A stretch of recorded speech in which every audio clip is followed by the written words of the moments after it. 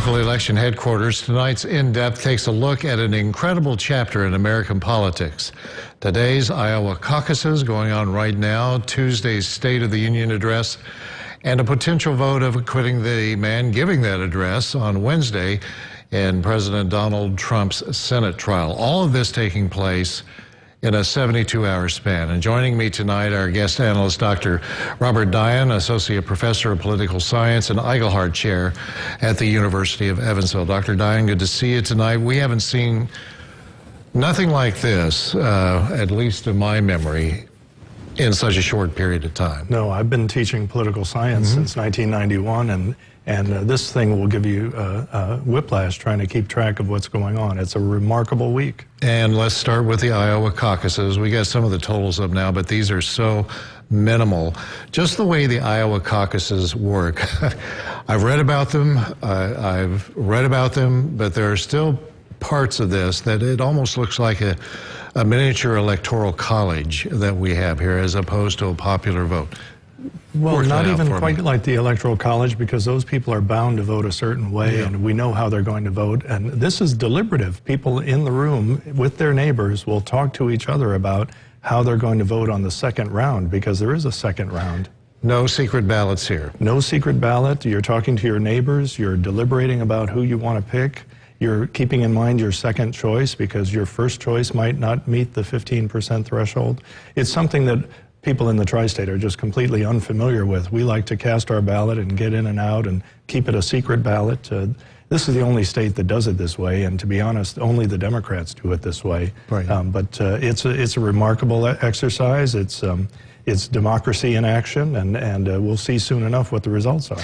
And those results, as we take a look at some of the candidates, you know, in previous Iowa caucuses, there's usually been a front runner and one candidate pretty close, but we've got basically 5 viable candidates being considered tonight in Iowa. How does that leapfrog into New Hampshire? Well, we've got the 4 early states. This is the first, and New Hampshire is coming up soon after that, and you're exactly right. There's not going to be a breakaway star in every likelihood, and we can't forget the billionaire Michael Bloomberg, who's out there campaigning in the Super Tuesday states, spending hundreds of millions of dollars, so he'll be in the mix as well.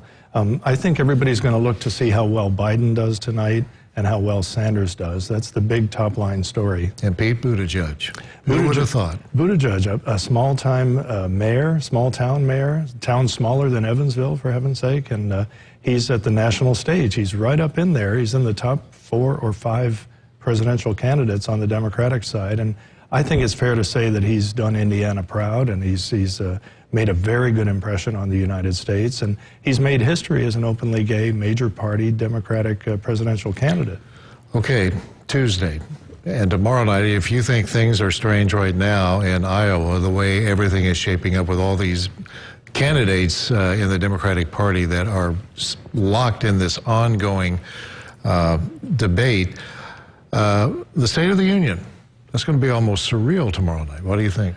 You know, this is something that happens every year, but tomorrow night will be one for the record books. I mean, it's a rare thing to have a president seeking re-election, and behind him is going to be sitting the man who saved him in the trial and the woman who teed up the trial. It's going to be awkward. This will be like a very bad Thanksgiving dinner. But the big parlor game right now is, how is President Trump going to behave? Is he going to act presidential and tee up the campaign themes that he wants to follow in the upcoming year? Or is he going to get a few digs in, because it seems pretty clear that he's going to make it out of this trial? He'll be acquitted on Wednesday. And speaking of that vote that is set for Wednesday, how we got there was relatively quick compared to the earlier impeachment proceedings. What happens after all of this ends on Wednesday? When it comes right down to it, the American people, how are they going to be impacted by this? Well, one thing is we've got to get past the formality of the vote, and I think it's abundantly clear that he's not going to be removed from office. The bar is unusually high. It's 2/3, and with 53 Republicans in the Senate, the odds are just infinitesimally small that he'll be removed. But there'll be a stain on his presidency. We don't impeach people lightly, and we don't do it very often. And I think all the polls indicate that most Americans think he obstructed the Congress, that he abused his power. They are unhappy with the process that they've seen, the vote against having witnesses or evidence, and the fact that he's got this looming over him as he goes into this election year, I think will do some damage. They shouldn't be crowing too much that they're going to survive the trial. What is this doing to the Republican Party? It's not the Republican Party that our fathers knew and witnessed over the decades. No, there's been some profound changes there, and also the Democratic Party has its own internal dissensions right now, and it's a very troubled time. High levels of polarization, but also internal dissension. It's a very unhappy time.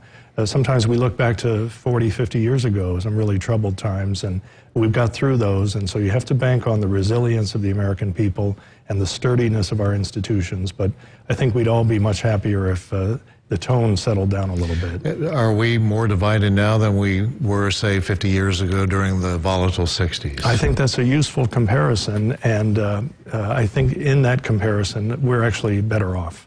I think we're better off. I mean, the kinds of things we had to deal with, the violence, the bloodshed, the assassinations, thank goodness now what we have is some intemperate tweets and some apologies for bad language here and there, some poor behavior on the part of our leaders, but nothing to compare to the riots and the shutting down of governments, not just here but elsewhere.